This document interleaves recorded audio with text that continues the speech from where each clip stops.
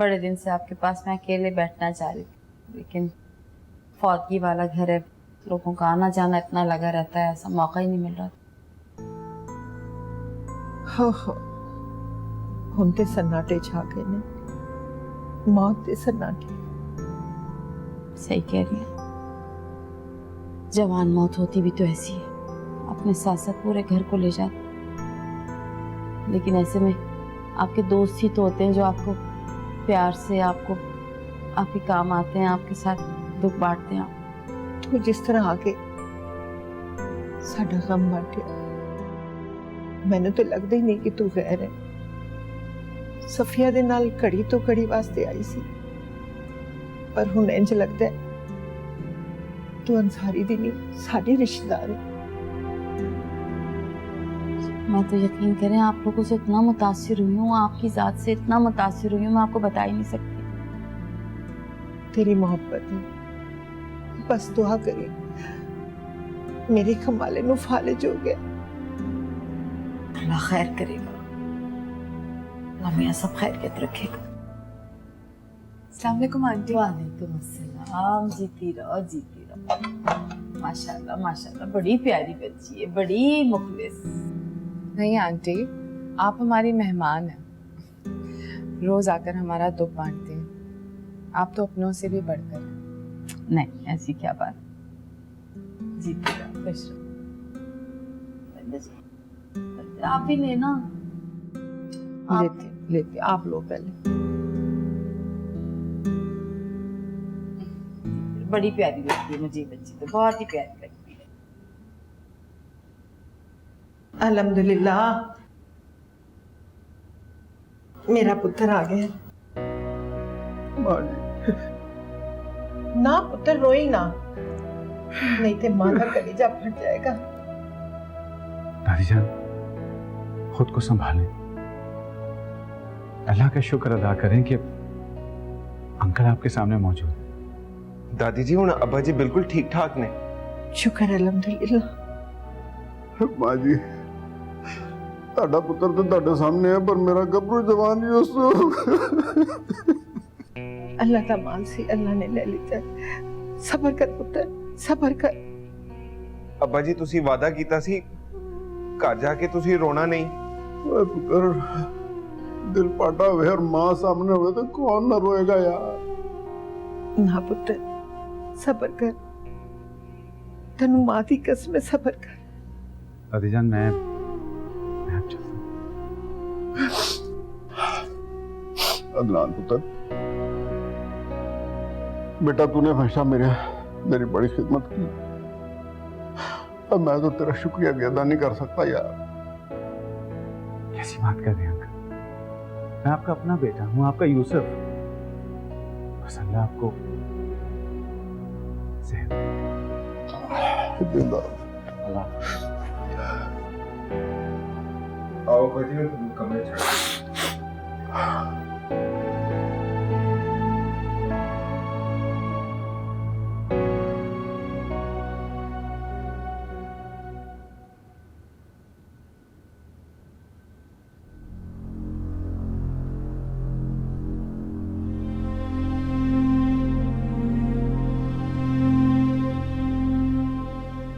नेहा, मुझे पता है बेटा तेरे दिल पे क्या गुजर रही होगी,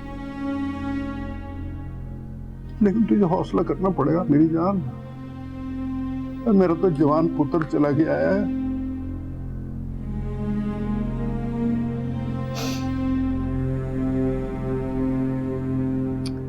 हौसला कर कमाले, मुझसे तेरी ये हालत देखी नहीं जाती। डॉक्टर ने तुझे मना किया, चल कमरे में चलते। दादी जी, पापा जी, मैं आपसे एक बात करना चाहती हूँ। कैसी बात नेहा? मेरे घर वाले चाहते हैं कि मैं के वापस चली जाऊं, लेकिन मैं यहाँ से कहीं नहीं जाना चाहती। पुत्र तेरा अपना घर है, तू हमेशा यही रहना हमारे साथ। मैं तो आज तुझसे यही बात करने वाला। शुक्रिया अब्बा जी, शुक्रिया। मेरी जान।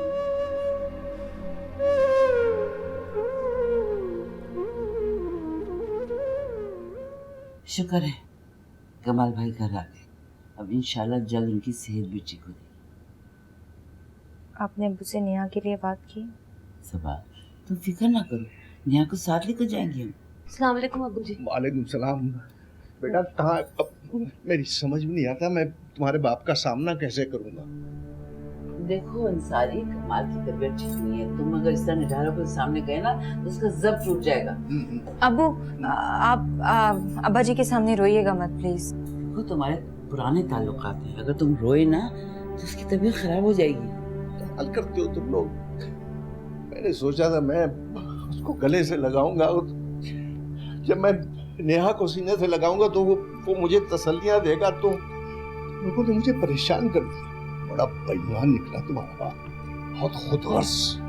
अब्बू जी, अब आपने इस खुदगर्जी का भ्रम रखना, बेटा मैं अपने ऊपर काबू रखना। हाँ काबू अपने ऊपर। अच्छा सुनो, नेहा से मिल लो पहले, वो इद्दत में यहाँ नहीं आ सकती। नेहा से मिल लूंगा मैं, पहले मैं अपने दोस्त से मिलूंगा। मैं नहीं तुमने पहले, मैं खुद जाऊँ, तुम लोग नहीं, मैं अकेले मिलूंगा।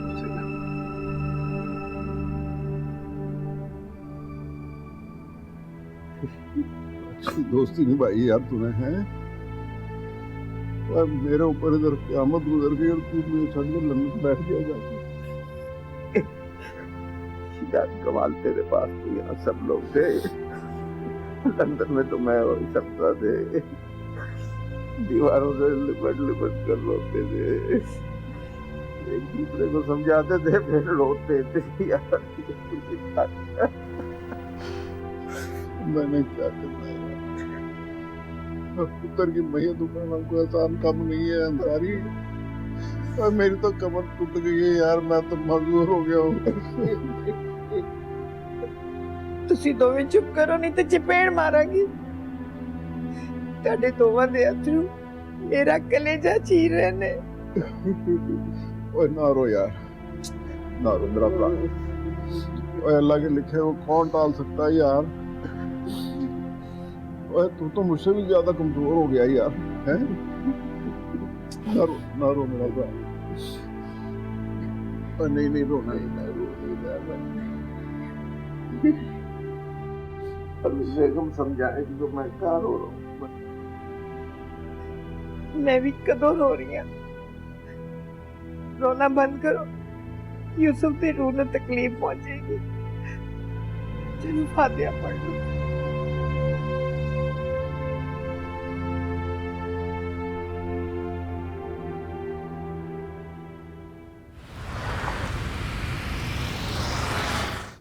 शाजिया बेटे, जो एक्सपेंसिव क्रॉकरी होती है ना, कोशिश क्या करो हमेशा अपने हाथ से करो। मम्मी ये वही वाली है ना जब हम लास्ट टाइम लेके आए थे? हाँ, I don't like stains on that. अम्मी आप किचन नहीं, मैं शाजिया को यही बता रही थी, एक्सपेंसिव क्रॉकरी अपने हाथ से, कोई रिस्क नहीं लेते थे। शिराज, एक बात सुन लो, मैंने एक फैसला किया है कि इस घर की बहू राबिया ही बनेगी। हाँ तो ठीक है, आप कल ही बात कर लेती हैं, आपने बात क्यों नहीं की? बात भी कर लूंगी, जरा यूसुफ का 40वां तो हो जाए। अम्मी वो मुझे सारा बता रही थी कि राबिया का कहीं रिश्ता हुआ था। रिश्ता हुआ है ना, शादी तो नहीं हुई, फिर क्या फिक्र? अम्मी राबिया तो पंजाबी है लेकिन। शादी तुम भी ये बातें करो, कितनी बुरी बात। इसी वजह से कितने घरों में लड़कियां बैठी रह जाती। ये जो सब अलग अलग कर दिया ना, this is very bad, I don't like it. तो अम्मी फिर आप कल ही चली जाए। अम्मी मैं भी चलूंगी आपके साथ, मुझे राबिया बहुत अच्छी लगती है। अच्छा अच्छा, सबर सबर सबर, चलेंगे सब चलेंगे। अंसारी भाई आ गए, जरा पहले मम से बात करो, ठीक है? बात भी अच्छा मैं तो आ रही हूँ। जाओ जाओ। पापा है, कोई बात पता लग जाए तो उससे पीछे पड़ जाते। अभी सब कुछ करके समेट के रख के आना, ठीक है?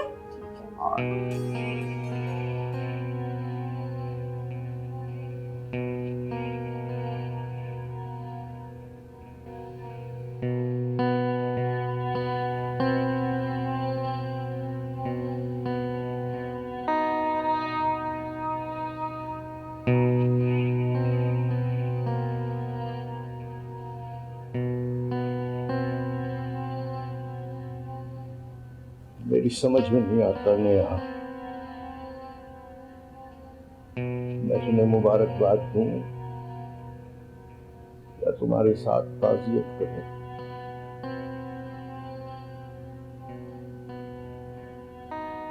जान, आप अब भी मुझे मुजरिम समझते हैं। अब भी क्या सारा कसूर मेरा है? खुदा न खास्ता मैं कोई खुदा तो नहीं जो मौत और जिंदगी मेरे इख्तियार में हो। मौत और जिंदगी तो किसी के इख्तियार में नहीं होती है, लेकिन जिंदगी ने जो मोहलत यूसुफ को दी थी उसमें तुम खुशी का कुछ हिस्सा तो डाल सकती थी। खुशी का वो पल भी तुमने उससे छीन लिया, ये तो तुम्हारे इख्तियार में था। जानती हूँ मैं, लेकिन जब तक मुझे अपनी गलती का एहसास हुआ, मौत बीच में आ गई। मैंने बहुत आवाजें दी यूसुफ को अब्बा, लेकिन क्या फायदा, क्या फायदा। पछतावे को अपना नसीब न बनाओ नेहा, देती रहो उसे आवाजें। तुम्हारी आवाजें खला भटकती रहेंगी, पुकारती रहेंगी यूसुफ को, यूसुफ यूसुफ। अगर उस तक तुम्हारी आवाज नहीं पहुंचेगी वो नहीं आएगा। समझ रही थी आप आएंगे, आगे मुझे अपने गले से लगाएंगे, लेकिन आपने तो सारा इल्जाम ही मुझ पर दे दिया। बहुत मुजरिम है और आपने उस इल्जाम से बरी कर दिया अब्बा।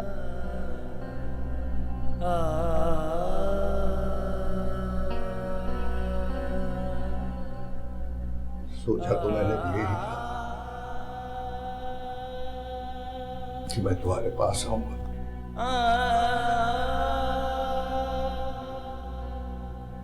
तो मैं अपने सीने से लगाऊंगा, तुम्हारे माथे पर प्यार करूंगा, तुम्हारे साथ रोऊंगा।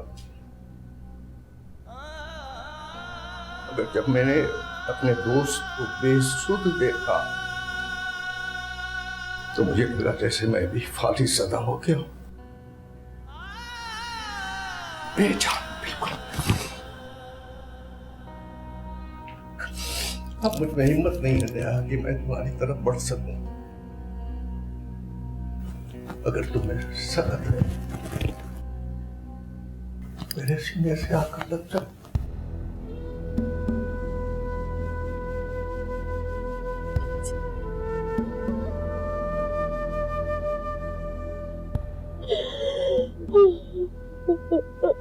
मैं सोच भी नहीं सकता था कि मैं तुझे बेनती की चादर में लिखूंगा।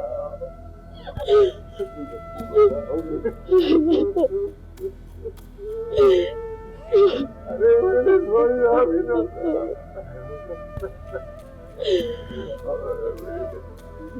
चुप कर जाए अब्बा, चुप कर जाए।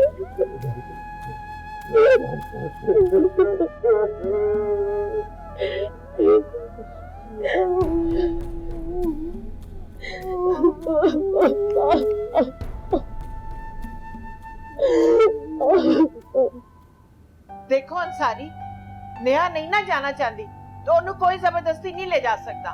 लेकिन परवीन बेगम, हम नेहा को यहाँ कैसे छोड़ सकते हैं? देखो सफिया, नेहा कोई कुंवारी कुड़ी नहीं, साडी नूह है, साडी इज्जत है। हम उनमें से नहीं है कि पुत्र मर जान ते नूहा नू बाहर काट देन। बीन बेगम, आप हमारी बात समझ नहीं रही। की समझ नहीं रही? अंसारी, अंसारी मेरी बात सुन। ठीक है, मेरा पुत्र इस दुनिया से चला गया यार, पर ये कार अब भी नेहा का ही है। कमाल, हम जानते हैं ये घर है उसका, लेकिन हमारी भी कुछ मजबूरी है यार। नहीं, की मजबूरी है तेरी? अब हम आपको कैसे अपनी मजबूरी बताएं? अपनी समझ नो कोल ही रखो। यार अंसारी, मैं तेरे के हाथ नहीं जोड़ सकता यार, मैं मजबूर आदमी हूँ। और तू समझ के मैंने तेरे के हाथ जोड़े में यार अपनी धी को इधर से ना ले जा, और तुझे वास्ता है उसे इधर ही रहने दे। देख कमाल, ख्याल रखना यार, तू समझ नहीं रहा। चलो सफिया चलते हैं। लेकिन अंसारी, ये जाने और इनका काम बात ही नहीं सुन रहा। आओ आओ आओ। अच्छा यार यार फिर आएंगे। आओ चलो, नाराज हो तो ना जाए यार। अरे नहीं यार, नाराज नहीं, तू समझ नहीं रहा, फिर आएंगे। तौबा, बड़े बदीद लोग हैं, लड़ा नहीं लग पे ने। हाँ।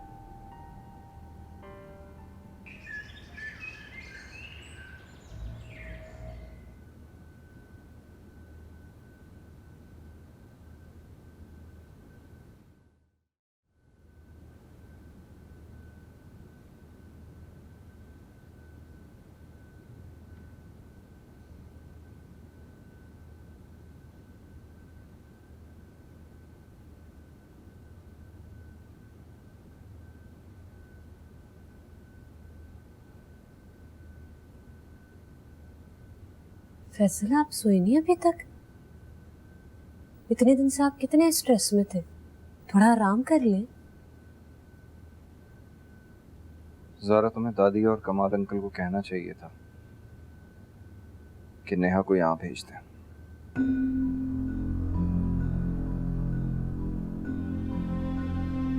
फैसला, फैसला आज ही तो अब्बा जी अस्पताल से आए, मैं कैसे कह सकती थी उनसे? और आपने देखा ना कि अब्बा जी की तबीयत अभी ठीक नहीं है। समझ सकता हूँ, मगर नेहा को वहां नहीं रहना चाहिए। फैसल, कैसी बातें कर रहे हो? अब अब्बा जी और दादी जी उसको हाथ पकड़ के तो नहीं ना निकाल सकते वहां से। उसकी मर्जी है, वो वहां रहे या कहीं भी। घर पे नजर तो रख सकते हैं, घर में कौन आता है कौन जाता है, किसकी नीयत क्या है, ये तो देख सकते हैं। मैं आपका इशारा समझ सकती हूँ, लेकिन फैसला, आप परेशान ना हो ना। क्यों फिक्र करते हैं आप? देखिए, नेहा की इद्दत में अभी वक्त है। मैं ये सब नहीं जानता था। अगर जिल्लत ने हमारे खानदान के दरवाजे पर दस्तक दी तो इसका जिम्मेदार सिर्फ तुम्हारे घर वाले और उनका रवैया होगा। ये बात अच्छी तरह याद है।